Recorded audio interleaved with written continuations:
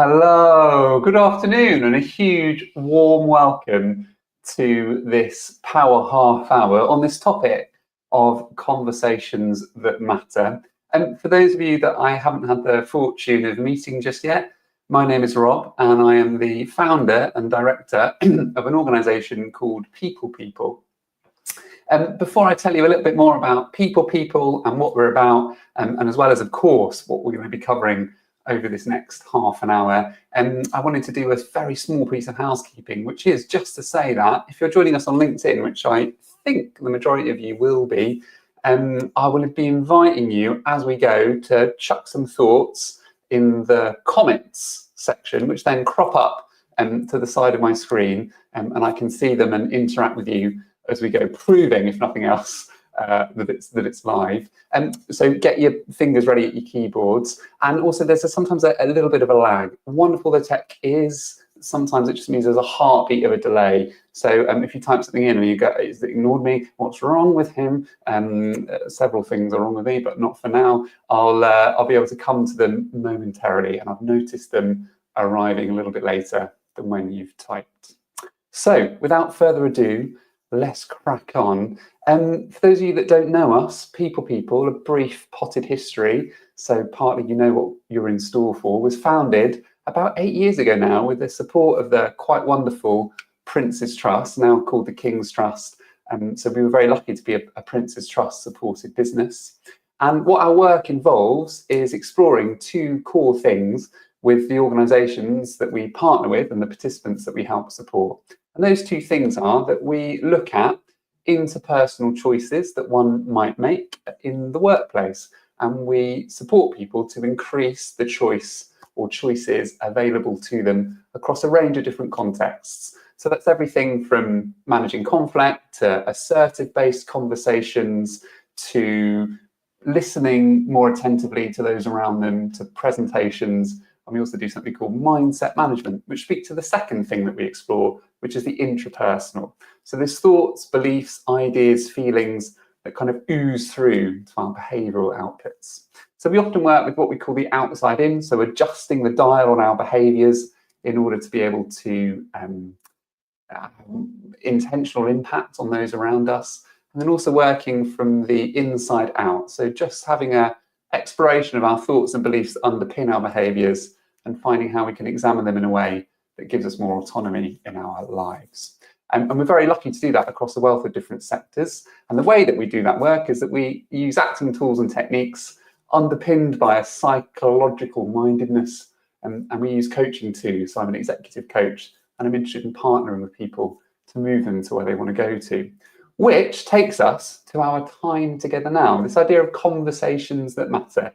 And we do all sorts of different courses, and we were really interested in perhaps bringing something for this 30 minutes that looks at all of the, maybe like we might call them foundational, but nonetheless important things that maybe fuse through a range of different interactions we might have, both with ourselves and with others in the workplace and our lives outside of that work. So the skills that we're going to examine in a moment will be in play if we're having a difficult conversation, if we're in feedback interactions, giving feedback or receiving feedback, and if we're meeting people for the first time at those sometimes quite challenging networking events, or if we're in a presentational moment. So if we're delivering a presentation to a group or an update that's a bit smaller in a meeting, we might think about all of these things that we're sharing with you now being the underpinnings of that.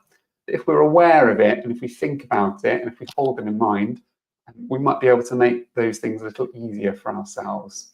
So I hope that you enjoy it and find it useful. And just going to some of those comments, it would be lovely if you're able to pop something in the comment section to tell us a little bit about what you're interested in. What is it out of this half hour that you're hoping to move away with? When you think about conversations that matter, what around it do you want more insight into? And if you could put that in the comments, that would be just delicious as I share with you what it is that we'll be doing. So here's what we have covered over the next 30 minutes. The first thing that I'd like to explore with you is this idea of making the invisible of conversations visible. The premise of this time together is that as human beings, what we might say is when we're in interaction or in relationship to others, we're constantly kind of scanning the horizon for a level of safety or some kind of level of threat. And if we feel safe, there's a certain response that's elicited in us psychologically, and things feel at ease, we feel comfortable, we feel psychologically secure around those that we're with. And when the opposite happens, we feel psychologically unsafe, and some kind of threat response is elicited in us. So almost if we can find a way of looking at what is that fence when I'm in a conversation or afterwards, that things have felt good or less good for me, and how do I hold that in mind and think about that when I'm either moving into an interaction with others or afterwards for myself, or when I'm in an interaction with myself, so I can look after me. So maybe if we think about there being a kind of energy between us and between others, we might want to think about that being an invisible thing that happens, and how do we just make that a bit more visible in our mind's eye. So that's one thing that we'll be looking at, making the invisible of conversations visible. The next thing we will attend to is this idea of what happens in those trickier conversations. How do we maybe bring something to someone, or if someone lands something at our door, how do we respond to that structurally?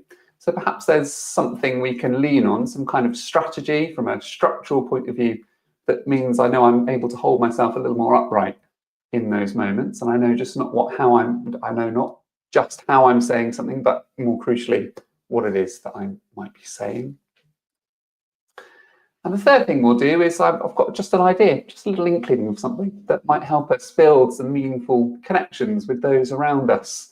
And what is it that makes someone feel heard and listened to and understood, and that they trust us? And this is partly based on the first idea that we're examining, but maybe there's something that can help us to build deeper connections with those around us, and that's what this will attend to. And if you make it through to the full half hour, there'll be some freebies at the end. Let's look at this idea of making the invisible of conversations visible. And to bring this to life a little, I'd like to tell you a story of something that happened to me a couple of months ago.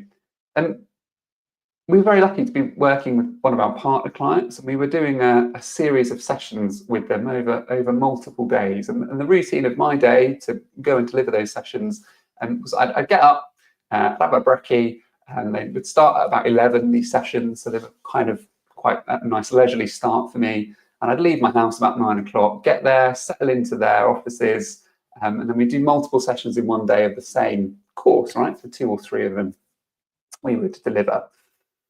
And then something happened. We were kind of a couple of days in, so I got used to this routine. It had become quite regular for me. And I had a message from the client I was working with, who said, "Oh, hi Rob," and this was quite early. This was sort of 7 o'clock in the morning. "Hi Rob, can I have a quick chat, please? I want to talk to you before you come into it."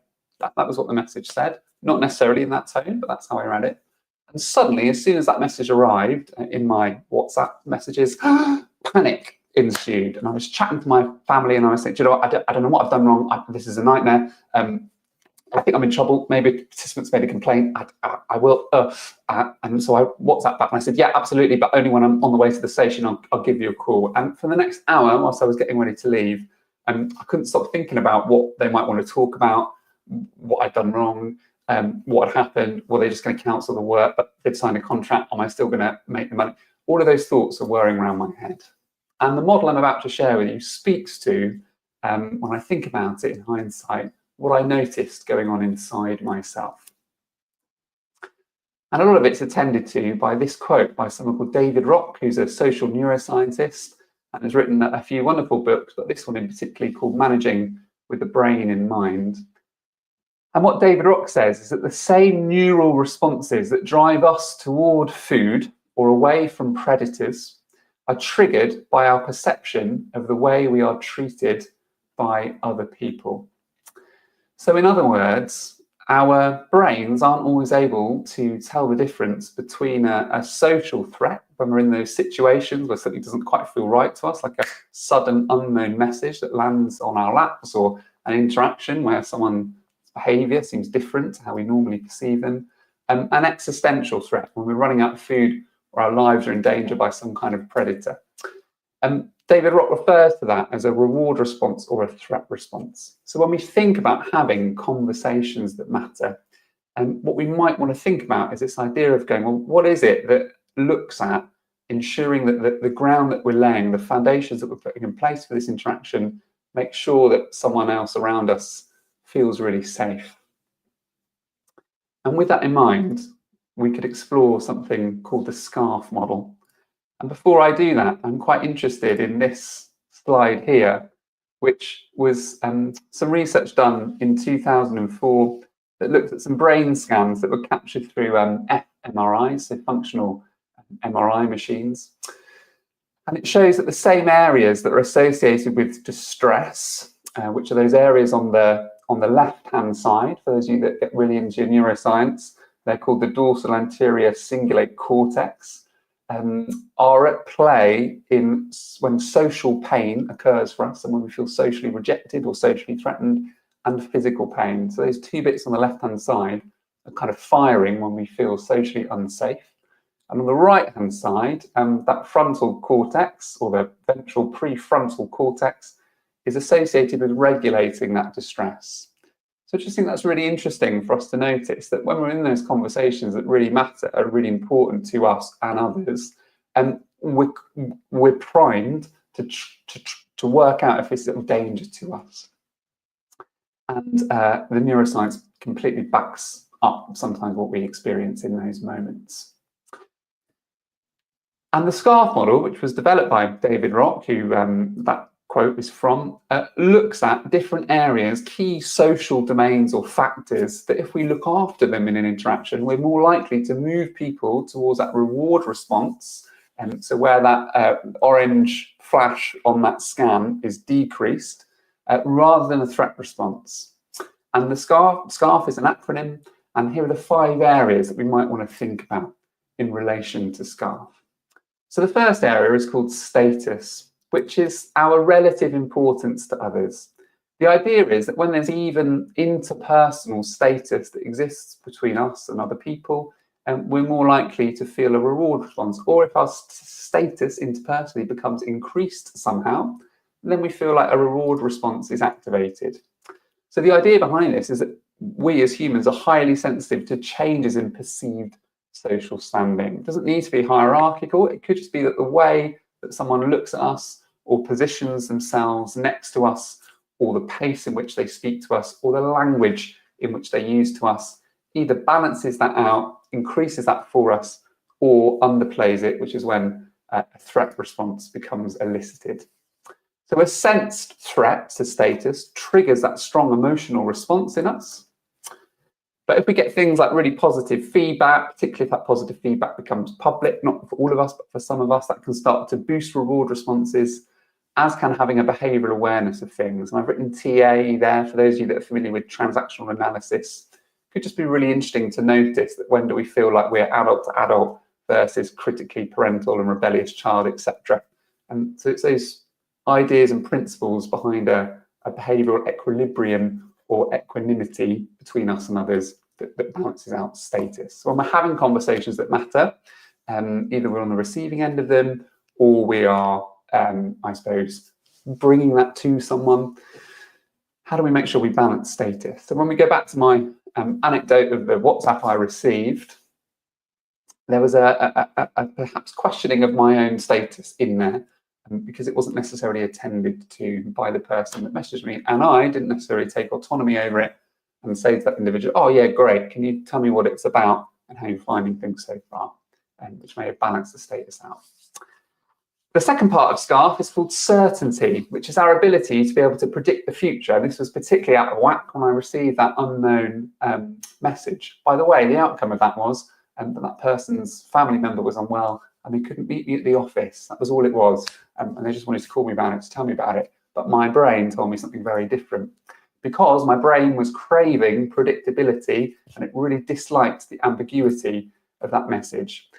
Therefore, that threat response was elicited and I couldn't think straight. So my cognitive resources got wiped out. For those of you that are in organisations that have ever been through any form of huge change or structural differences have happened internally and jobs have been lost, this is really at play within organisations and becomes really difficult to operate under. So things like clear goals, expectations, clarity helps maintain that psychological safety for us and for others. So all that message needed to have said when it landed on my lap was, hey Rob, everything's great with the session so far. Could I just check in with you about a logistical thing later on? I've gone, absolutely. Let me call you right away, put my porridge to one side maybe. Or I could have said, yeah, of course, I'm sure I can chat before I leave. Could you just give me a top line about what it's about so I know? And I could have asked for that for myself. The third factor of SCARF is called autonomy. This idea of feeling in control of things to reduce stress and increase my motivation towards something. The less autonomous I feel, the less say I have, either in a meeting agenda or that perhaps I've been in a meeting and other people have been doing all the talking and haven't invited my thoughts, or I've not been able to voice anything, decreases autonomy. A core example of that is micromanagement that can really trigger this threat response and lead to disengagement in teams. And anything that provides choice and flexibility can really start to foster this or increase this sense of empowerment that those around us feel. And the fourth factor of SCARF is this idea of relatedness. So that's our sense of connection with those around us. The more connected we feel to people, the safer we feel. Inclusion and belonging being fundamental from a Maslowian hierarchy of needs sense to our needs as human beings. The exclusion, the feeling away from something or someone, pushed away to one side, can start to feel really challenging.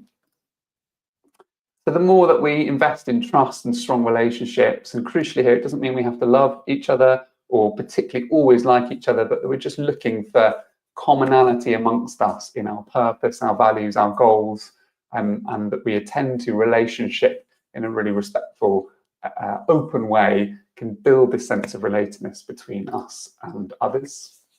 And finally, the final part of the SCARF model is called fairness. And that's our perception of how fair things feel for us. And interesting, going back to our neuroscience top line ideas, this sense of fairness apparently activates the same part of the brain as disgust when things are unfair. So if something's unfair for me, it's quite literally as if something is disgusting in my mind's eye, which I think is quite fun. You may disagree, I don't know.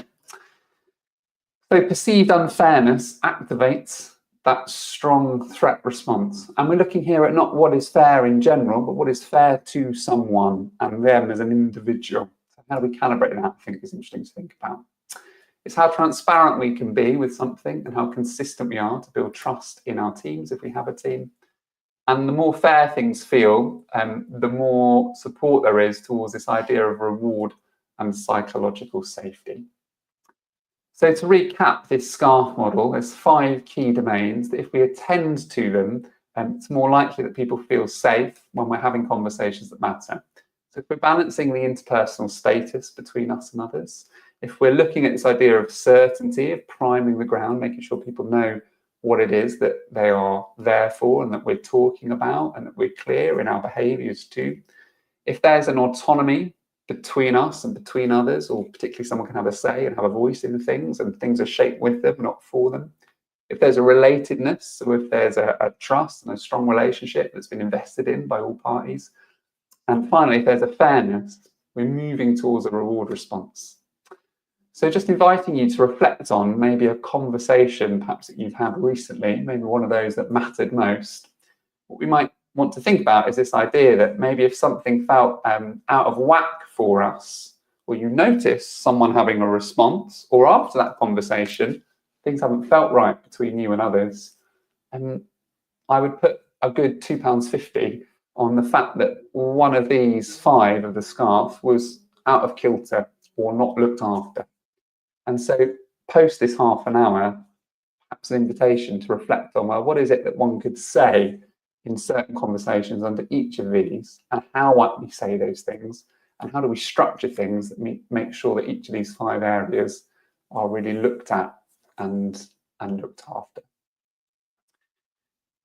In the comment section, what do you think about SCARF? Do you like it? Do you loathe it? Is it something that you think is practical? What questions do you have? Just a word or two. You could put great, complicated? Yeah, interesting. Want to read more? Just a few thoughts. If you could pop them in that comment section, that would be delicious. Thank you. I might read a few of them out as and when they come in too.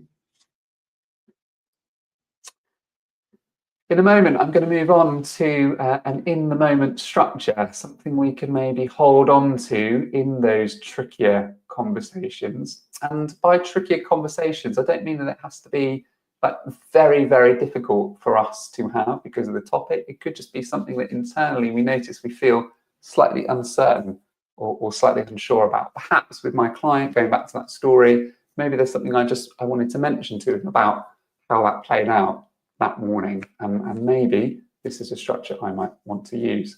Sarah, I've noticed you've put in the comments that it's an interesting model. You've not come across SCARF and it's useful. Yeah, thanks for sharing that. I think it's really useful. It's quite difficult to get tangibility on SCARF, I think.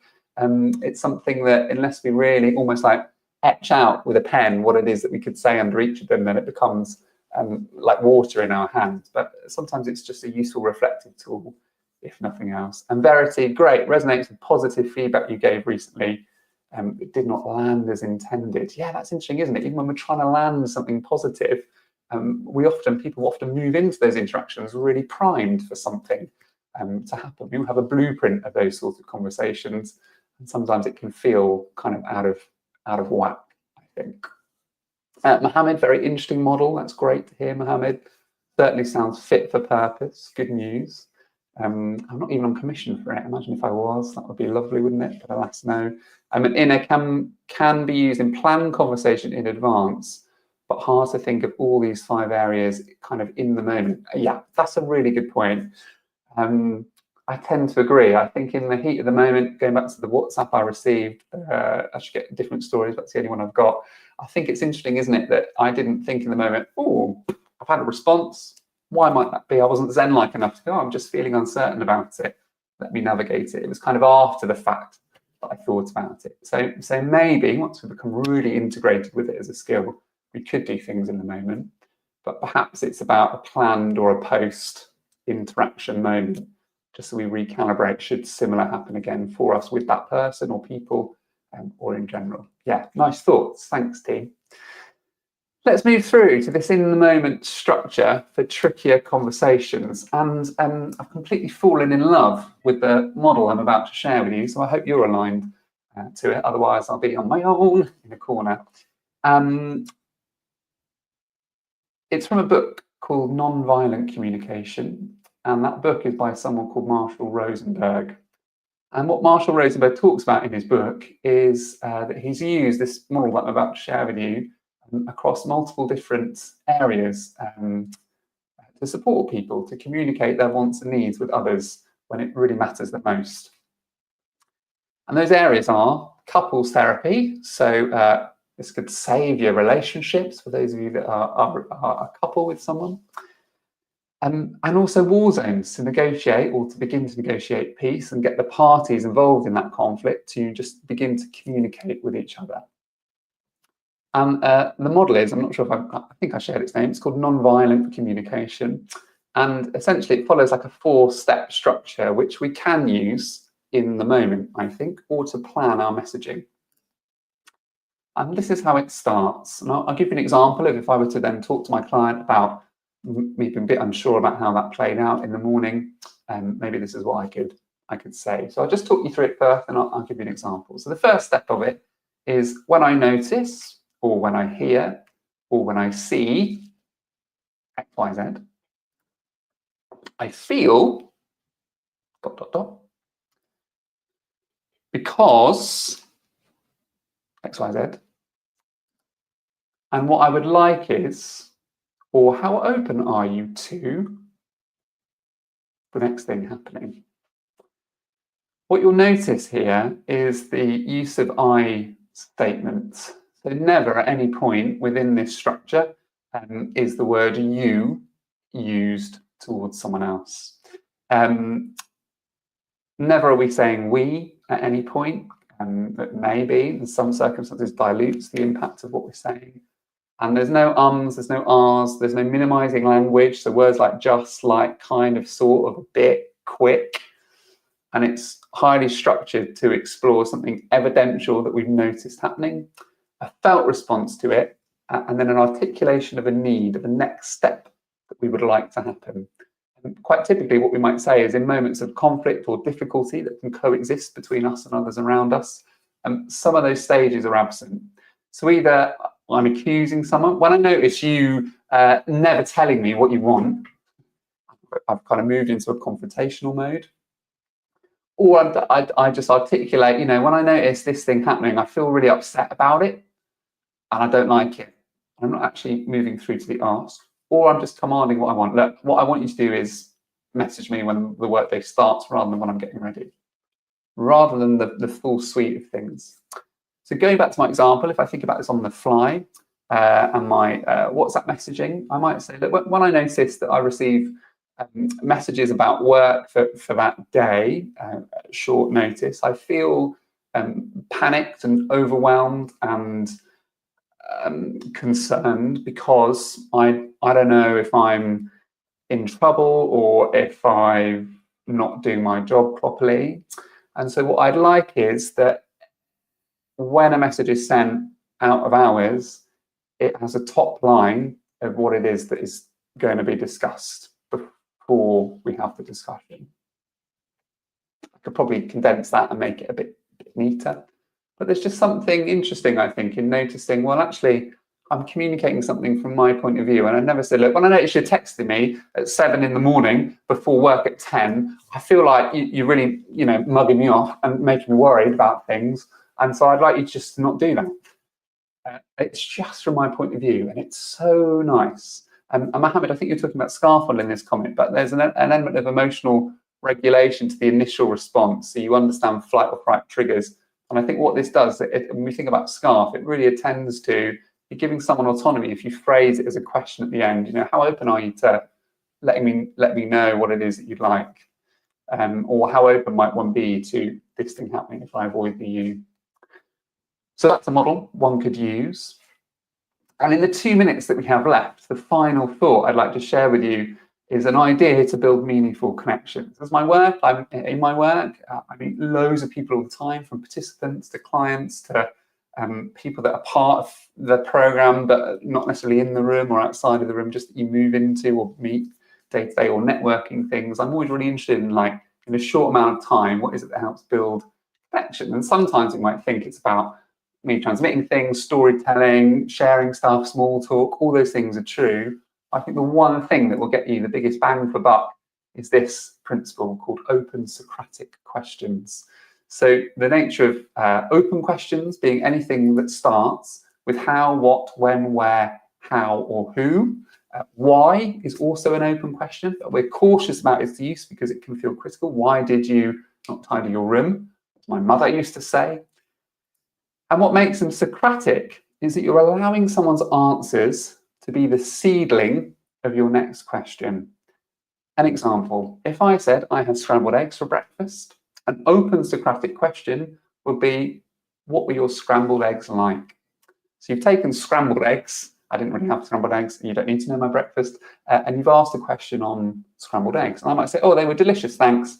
And what I loved about them is that the granary bread I had was particularly nice. In what way was your granary bread nice? Oh, well, it was just really fresh. When you say it was fresh, how did you experience its freshness? That sort of thing. I mean, I'm talking about building connection, but if someone was interrogating me that much about my breakfast, I think I would disconnect from them. But you get the idea. It's this idea of using the very last couple of words or the last sentence of what someone said to fuse into the question that you ask. So typically when we're in relationship to others and someone says, I have scrambled eggs for breakfast, oh, amazing, I love scrambled eggs, you know, they're really so delicious and I think they're brilliant. Did you have it on toast or did you just have it like on its own? What was that? Oh, just on its own. And mate, yeah. Do you know what? I've not had it for a while. And it's that kind of thing. So we start to, maybe we might say, move away from the other a little.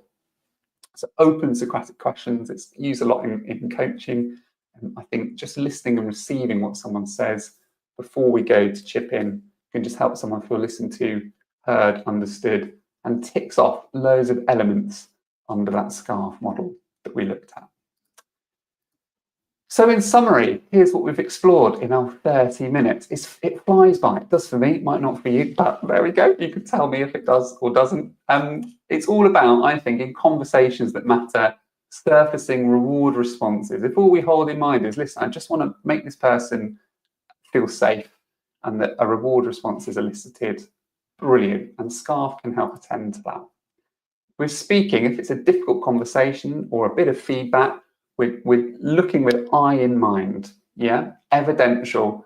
From my point of view, I felt this, I felt that, I'd like this to happen. It becomes non-threatening and it clearly articulates our need. And we stay curious about things and we stay Socratic by those open Socratic questions when we're building those meaningful connections with those around us. And of course, this is not extensive. There's so many things all the time that we're holding in mind. It's a deeply complex subject that has real nuance in it. But as a starter for 10, just these 3 things, I think, can hopefully start to help us. Before we go, I mentioned there were some freebies, and I've run a minute over. So in the comments section, if you'd like resources from today, so links to further reading and the slide deck, please put in the chat or the comments the word conversation, and I'll send you that. We do this so that the skills that we share with those that often pay us for our services are accessible and free for all, and something to invest in you. Often you're here because you're in the role of learning and development manager, and here's some thoughts for you. But of course, we also sell programs and courses. If that is ever of interest to you, and I won't hassle you ever again, or from this point onwards, put yes in the comments, and I'll send you a little bit more about the courses we run and the one-to-one coaching that we deliver. If you just put conversation, you'll get the resources, or put both if you want a little bit of both. It's been such a delight to have you with us. Thank you for joining. These are always a fascinating thing to do and bring a whole world of wonder in meeting new people and delivering to you in this format. So thanks for your time and your help in attending. I hope to see you again on another LinkedIn Live. We tend to do them every couple of months. So there'll be one coming down the line in May, most likely. Take care of yourselves. Enjoy the sunshine whilst it lasts. And we hope to see you and work with you again very soon. Bye-bye.